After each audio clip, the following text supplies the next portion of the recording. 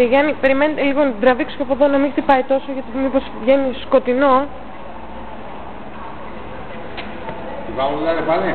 Ναι, αν σας...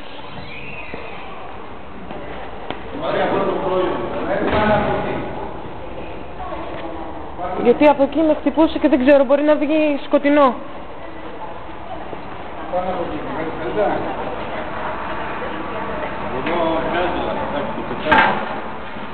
Ναι, πιο καλά είναι, πιο καθαρά. Να σηκώσουμε λίγο το χώρο, αυτό μου φαίνεται καλύτερα. Ποιο?